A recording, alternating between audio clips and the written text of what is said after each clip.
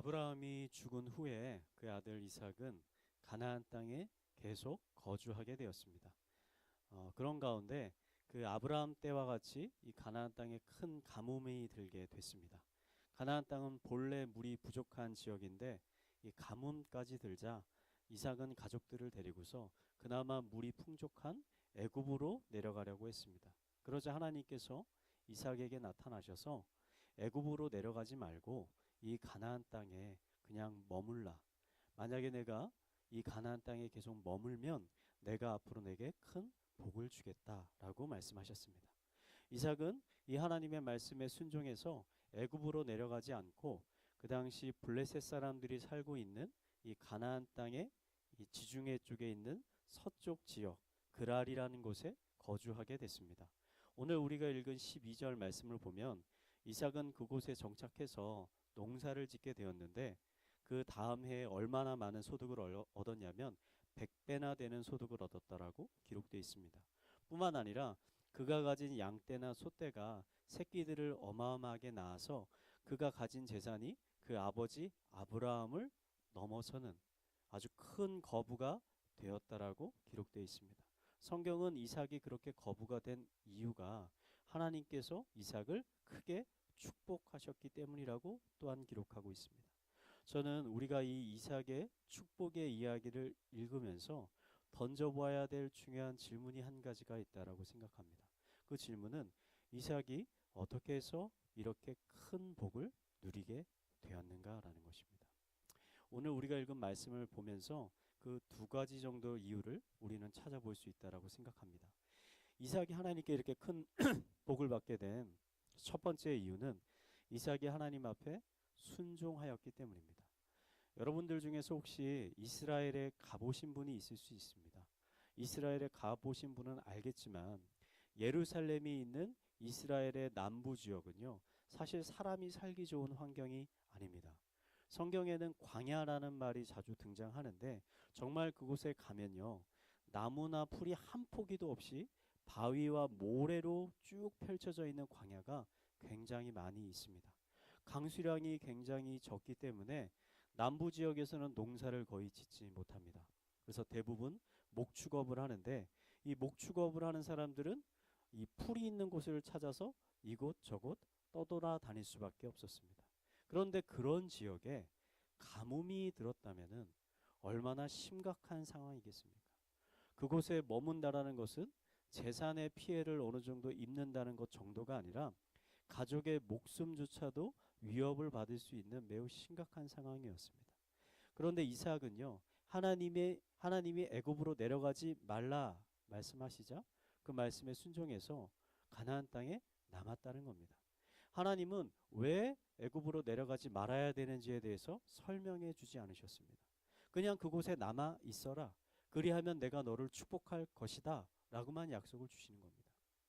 아브라함은요, 노년에 얻은 자신의 귀한 아들 이삭을 하나님께서 제물로 바쳐라 라고 명령하셨을 때 하나님 왜 제가 그런 일을 해야 됩니까? 라고 묻지 않았습니다. 근데 그의 아들 이삭도요, 참 놀라워요. 하나님께서 목숨이 달린 일인데 애굽으로 내려가지 말라라고 명령하시자 하나님 왜요? 제가 왜 내려가지 말아야 되는데요? 라고 묻지 않고요. 그냥 그 말에 순종하고 남았다는 겁니다. 여러분, 때로는요, 우리들에게도 이삭과 같은 환경적인 어려움들이 얼마든지 찾아올 수가 있습니다. 여러분들 중에서도 이런 환경적인 어려움을 겪고 계신 분이 있을 수도 있습니다. 나의 환경을 바라보면요, 당장이라도 나의 미래를 위해서 무언가 해야 될 것 같은 생각이 듭니다. 빨리 직장을 찾아야 될 것 같고 조금이라도 돈을 벌 수 있는 어떠한 일들을 내가 붙잡아야 할 것 같은 생각이 듭니다. 이렇게 가다가는 내 인생이 망할 것 같고 이렇게 가다가는 나의 가정이 큰 어려움을 겪게 되는 것 아닌가? 라는 두려워하는 마음들이 우리 가운데 얼마든지 찾아올 수 있다는 것입니다. 오늘 우리가 읽은 이 말씀의 이삭이 이러한 우리가 느낄 수 있는 절박함과 긴박함을 느끼고 있었다는 겁니다. 저는 우리가 느낄 수 있는 이런 절박한 마음과 긴박한 마음이 잘못된 것이라고 생각하지 않습니다. 오히려 너무나 당연한 것이지요. 당장 내일 먹을 것이 없는데, 마실 물이 없는데 그것을 걱정하는 것은 너무나 당연한 거죠. 그래서 이삭도 급한 마음에 가족들을 데리고 애굽으로 내려가려고 하지 않았습니까? 헌데 여기서 중요한 것은요. 이삭이 그럼에도 불구하고 하나님의 말씀을 듣자 그 말씀에 순종해서 애굽으로 내려가는 발걸음을 멈추었다는 겁니다. 환경의 절박함보다는 하나님의 말씀에 그가 결국 순종했다는 게 굉장히 중요하다는 거죠. 제가 사역을 하면서 이 성도님들의 신앙을 보면서 발견할 수 있는 안타까운 모습이 하나 있는데 그게 뭐냐면 조급함입니다. 조급함. 많은 성도님들의 마음속에 조급한 마음이 있는데 어떠한 일이 발생하면 안 좋은 일들이 발생하면 무언가 내가 그 안 좋은 일을 해결하기 위해서 빨리 무언가 조치를 해야 되겠다라고 생각하는 거죠. 내가 뭔가 삶의 변화를 주어야 되겠다라고 생각하는 거죠. 내가 지금 먹고 살기 힘든 일이 생겼는데 제자 훈련 받을 시간이 어디 있어? 사역 훈련 받을 시간이 어디 있어? 교회에서 봉사할 시간이 어디 있어? 그 시간을 조금이라도 떼서라도 알바라도 하나 더 해야지. 그래야 내 삶이 무언가 더 나아지지 않을까? 라는 조급한 마음과 결단을 빨리 하는 거죠. 근데 대부분 그런 결단을 혼자 하시는 경우가 많은 거예요. 다른 분들과 나누지도 않고. 하나님의 뜻이 무엇인지 묻지 않습니다. 하나님이 현재 내가 무엇을 하기를 원하시는지 기도하지도 않습니다. 자신이 먼저 행동하고 하나님께는 도와달라고 기도하는 거죠. 이게 성경이 가르쳐주는 방법과 정반대로 하는 겁니다. 성경은 먼저 하나님께 구하는 것이죠. 하나님, 내가 무엇 하기를 원합니까? 라고 원하고 하나님께 그 도우심을 구해야 되는데 내가 먼저 행동하고 내가 먼저 사고를 친 후에 무언가 일이 꼬이면 하나님께 도와달라고. 이게 성경과 정반대로 행동하는 것 아닙니까? 혹시 이 시간 여러분의 마음속에 이런 조급한 마음이 있으신 분이 있다면 이 시간 한번 이삭을 한번 떠올려 보시기 바랍니다. 그 당시에 이삭은 어떠한 마음이었을까? 어떠한 마음을 가지고 애굽으로 내려가려고 했으며 또 어떠한 마음을 가지고 하나님의 말씀을 듣고 가나안 땅에 남게 되었을까?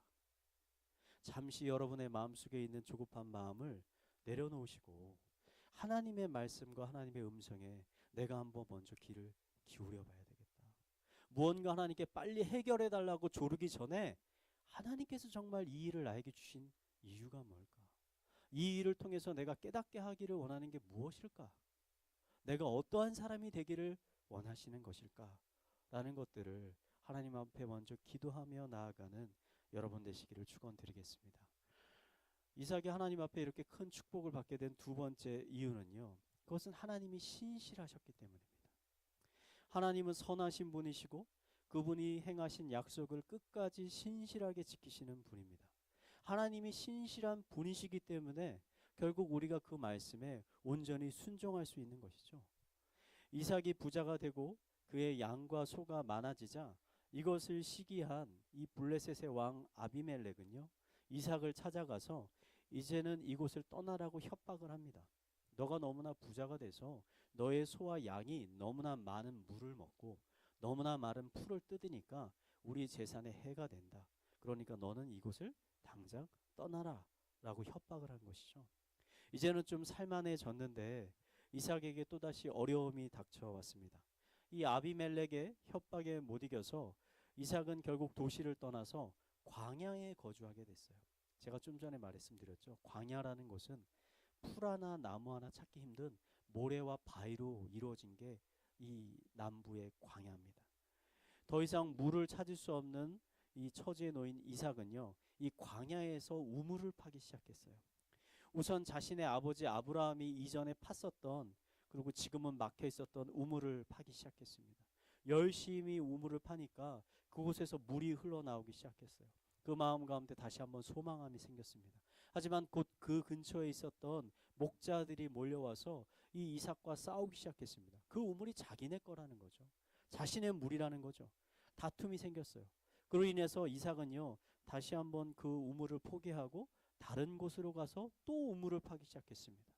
우물을 팠는데 그곳에서 또 물이 흘러나오기 시작했어요. 그런데 또 이게 소문이 났어요. 또 주변에 있는 목자들이 달려와서 이거 우리 우물이다. 이거 우리 땅이다. 라고 이삭하고 싸우니까 이삭은 결국 두 번째 팠던 우물도 포기하고 다른 곳으로 가서 세 번째 우물을 또 파기 시작했습니다. 그런데 이번에는요, 성경을 보니까 물이 조금 나온 게 아니라 어마어마하게 많은 물들이 흘러나왔습니다. 더 이상 물을 가지고 싸울 필요가 없을 만큼 큰 물이 흘러나왔어요. 이삭은 이 사건을 보고서 이 우물이 나왔던 곳을 뭐라고 명령했냐면 르호봇이라고 이름을 졌는데요. 그 뜻이 하나님이 우리를 위해 넓게 하셨다. 넓은 물의 강을 주셨다라는 이름으로 르호봇이라고 졌습니다. 근데 성경을 보니까 이삭이 그곳을 떠나서 다시 한번 부엘세바라는 곳으로 자리를 옮기는 것을 볼 수 있습니다. 이 성경에는 기록되어 있지 않지만 제 생각엔 아마 주변에 있던 목자들이 또다시 한번 몰려와서 이삭하고 우물을 가지고 다투었던 것 같아요. 그래서 세 번째 팠던 우물도 다시 포기하고 이 부엘세바라는 곳으로 이삭이 왔다는 거죠. 이 부엘세바에 도착한 이삭은요, 24절에 이렇게 고백합니다. 24절 한번 읽어볼까요? 26장 24절. 우리 한번 읽겠습니다. 시작.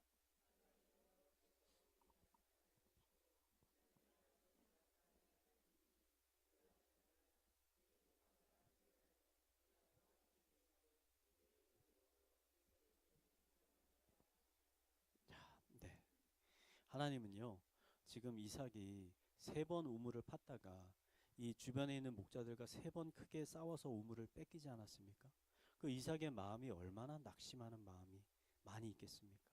그 낙심하고 있는 이삭에게 다시 한번 나타나셔서 뭐라고 약속하시냐면, 내가 가나안 땅에 남으면 내가 너에게 큰 복을 주겠다라고 약속했었지. 근데 그 약속이 변하지 않았어. 그럼에도 불구하고 내가 그 약속을 신실하게 지킬 테니까 걱정하지 마라 라고 지금 이삭을 위로하시는 겁니다. 이런 하나님의 위로하심에 큰 힘을 얻었는지 지금 이삭은 그곳에다가 제단을 쌓고 여호와의 이름을 불렀다라고 돼 있는데, 이 구약에서 여호와의 이름을 불렀다라고 기록되어 있는 말은 은유적인 표현입니다. 그곳에서 여호와께 제사와 예배를 드렸다는 거죠. 사람이 하나님 앞에 제사와 예배를 드린다라는 것은 하나님의 약속을 신실하게 믿겠다라는 거예요. 그 전날 하나님이 나타나셔서 나에게 주셨던 그 약속을 하나님 제가 믿습니다. 하나님의 신실하심을 제가 믿습니다. 라고 고백하는 것이죠.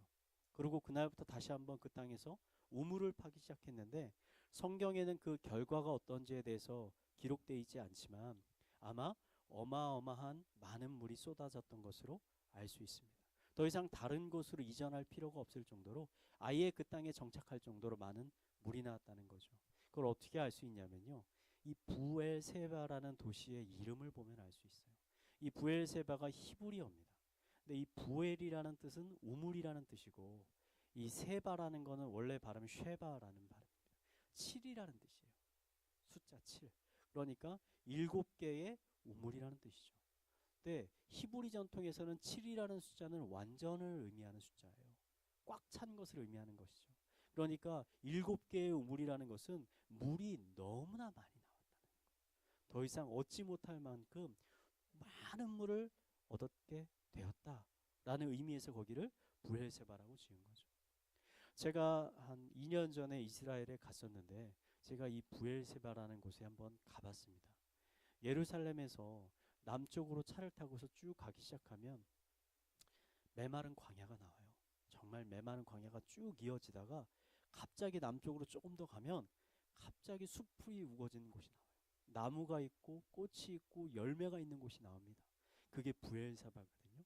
그곳에 도착하면 아직도 우물이 있어요. 근데 그 우물에서 아직도 물이 나옵니다.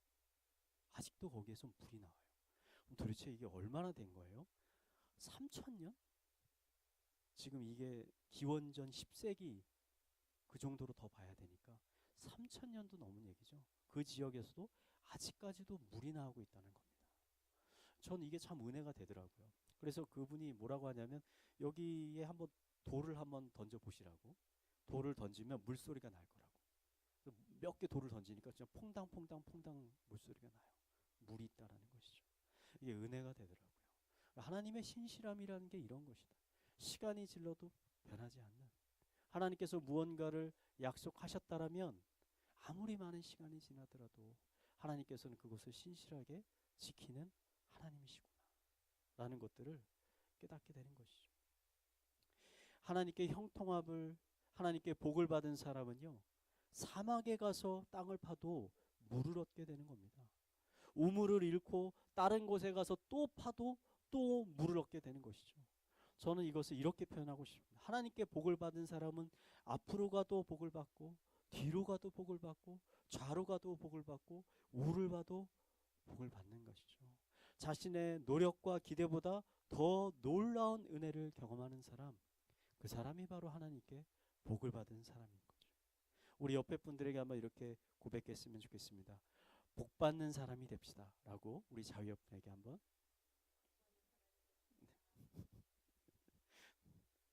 네, 꼭 그런 성도님들 되시기를 축원드리겠습니다. 자, 이런 형통함은요, 결국 이 이삭의 대적들의 마음까지도 바꾸게 됩니다.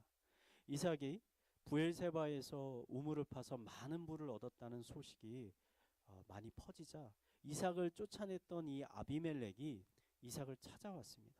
그러고서는 28절에 이렇게 고백합니다. 28절을 한번 읽어보도록 하겠습니다. 함께 읽겠습니다. 시작.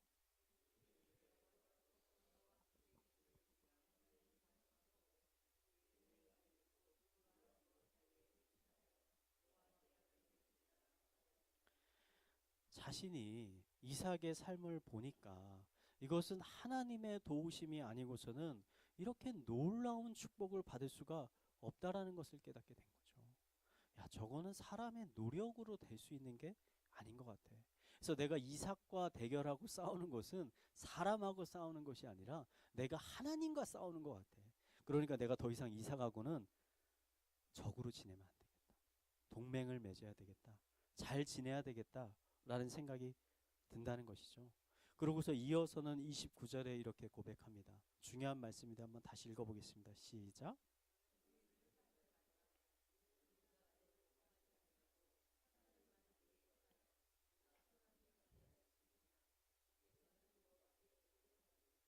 자, 너는 여호와께 복을 받는 자니라. 아비멜렉은 이삭을 향해서 너는 하나님께 복을 받은 자라라고 지금 고백합니다. 근데 여러분, 이 고백은 이삭의 입에서 나온 것도 아니요, 하나님을 모르고 있는 아비멜렉, 이방인 아비멜렉의 왕의 입에서 나온 것이죠. 그의 눈에 보기에 이삭의 삶은 복받는 삶으로 보였다는 것이죠. 저는 여러분 모두가 세상에서 이런 사람으로 여겨졌으면 좋겠습니다. 세상 사람들이 보기에, 세상 사람의 눈으로 여러분들의 삶을 봤을 때 하나님이 정말 계시지 않다면 이 사람들이 어떻게 이렇게 큰 축복받는 삶을 살 수가 있나? 정말 이 사람들 뒤에는 누군가 있나 보다. 누군가 이들의 삶을 보호하시나 보다. 이들의 삶을 이끌어 가시나 보다. 라는 고백을 듣는 여러분 되시기를 정말 간절히 원합니다. 믿는 사람들은 세상 사람들에게 무시당하는 삶을 사는 사람들이 아닙니다. 오히려 세상 사람들이 보기에 깜짝 놀라는 복을 받는 사람들, 그 사람이 믿는 사람들이라는 거죠. 이러한 형통한 삶을 살게 되는 비결이 무엇입니까? 어떠한 상황 가운데서도 조급한 마음을 가지지 말고 먼저 하나님의 음성에 귀를 기울이는 것입니다. 그리고 그 말씀에 순종하는 것입니다. 그리고 끝까지 하나님을 신뢰하고 포기하지 않는 것입니다. 이삭은 정말 인내의 사람이었습니다. 그는 광야에서 자신의 목숨과도 같이 귀한 우물을요, 여러 번 뺏겼잖아요. 3번이나 뺏겼잖아요. 그럼에도 불구하고 그는 포기하거나 좌절하지 않았습니다.